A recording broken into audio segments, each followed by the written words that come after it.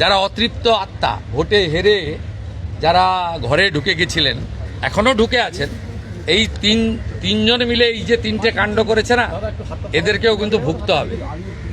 এমন ভোগাবো বুঝতে পারবেন।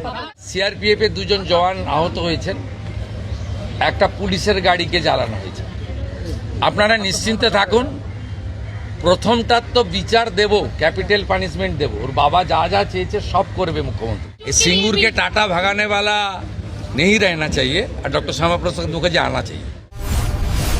You're watching News India 1. Stay informed. Stay ahead. Uniform जाएगी दादा, यूनिफॉर्म में না, আমি কালকেই ওনার বাবার সঙ্গে কথা বলেছি। ওনার বাবা বিচার চেয়েছেন। জঘন্যতম ঘটনা, সিট গঠন হয়েছে। পরিবারের পক্ষ থেকে 4 জনের বিরুদ্ধে অভিযোগ দেওয়া হয়েছিল, 2 জনকে গ্রেপ্তার করা হয়েছে, 3 জনকে ডিটেন করা হয়েছে, যাদের সঙ্গে পলাতক 2 আসামির ফোনে কথোপকথন পেয়েছে পুলিশ। পুরো আইজির নেতৃত্বে পুলিশ, এসটিএফ সবাই কাজ করছেন। ওনার পরিবার যা যা চেয়েছেন সরকারের কাছে, সেই কাজ সরকার করছে। আমি আশা করি যে তদন্তের মাঝপথে আমার না বলাই ভালো, কিন্তু এটুকু আমি বলে দিচ্ছি, পরিবার যেভাবে জাস্টিস চেয়েছেন, পরিবার সরকার এবং পুলিশের কাছ থেকে যে যে সহযোগিতা চেয়েছেন সেটা তারা পাবেন। মোট 4টি মামলা হয়েছে। একটি এই জঘন্যতম অপরাধের মামলা ছাড়া আরও 3টি মামলা হয়েছে। সম্ভবত আমি এক্ষুনি বলবো না, আমি কাউকে ক্লিয়ারেন্স দিতে চাই না, পুলিশ বলবে। যেটা মব লিঞ্চিং হয়েছে, এর পিছনে একটা কমিউনাল অ্যাঙ্গেল ছিল। রেল লাইনে যেভাবে রেলপথকে উপড়ানো হয়েছে, আমাদের অতীত ইতিহাস মনে পড়ছে। 2019-এর সিএ বিরোধী আন্দোলন বা কিছুদিন আগে ওয়াকফ অ্যামেন্ডমেন্ট বিরোধী আন্দোলন। তৃতীয় হচ্ছে সিআরপিএফের 2 জন জওয়ান আহত হয়েছেন, একটা পুলিশের গাড়িকে জ্বালানো হয়েছে। আপনারা নিশ্চিন্তে থাকুন, প্রথমটার তো বিচার দেব, ক্যাপিটাল পানিশমেন্ট দেব। ওর বাবা যা যা চেয়েছে সব করবে মুখ্যমন্ত্রী। সাথেই ফোনে কথা বলেছি। তো আমি খুশি যে ওনারা আমার আস্থা রেখেছেন। বাকি 3টে বিষয় যারা যুক্ত, যারা অতৃপ্ত আত্মা, ভোটে হেরে যারা ঘরে ঢুকে গেছিলেন, এখনো ঢুকে আছেন, এই তিনজন মিলে এই যে তিনটে কাণ্ড করেছে না, এদেরকেও কিন্তু ভুগতে হবে। এমন ভোগাবো বুঝতে পারবেন। আগে যারা ছিলেন তারা তো এখানে ওভারলুক করেছেন, ইগনোর করেছেন, উপেক্ষা করেছেন। আমি তো দেখে এলাম, এই বিল্ডিং হচ্ছে হেরিটেজ বিল্ডিং। আমাদের তো হেরিটেজ কমিশন তৈরি হলে আমি রেকমেন্ড করব হেরিটেজ কমিশনের কাছে যাতে এই বিল্ডিংকে হেরিটেজে যুক্ত করা হয়। কারণ আগের সরকার তো হেরিটেজ কমিশন তুলে দিয়েছিল।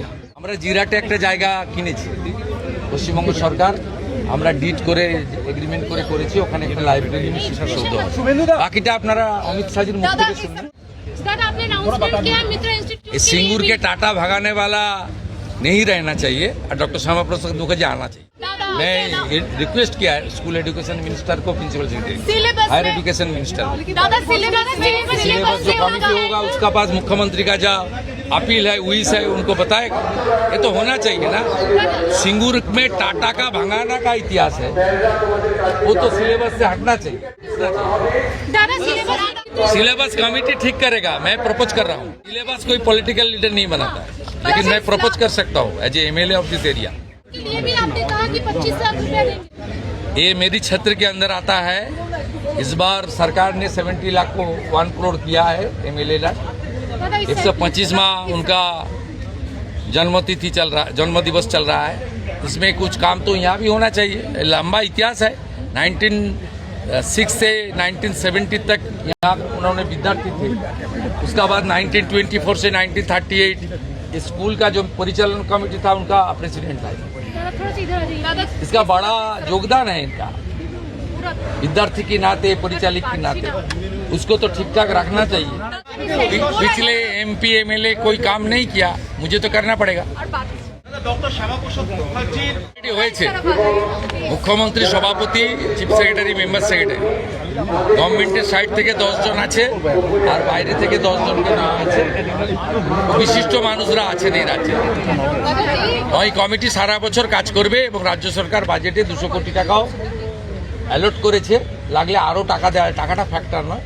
ওনার স্মৃতিকে করা হবে এবং প্রয়োজন হলে ঝাড়খণ্ড সরকারের সঙ্গেও আমরা কথা বলবো ওনার মধুপুরে যে স্মৃতি আছে সেটা তো কীভাবে সংরক্ষণ করা যায়।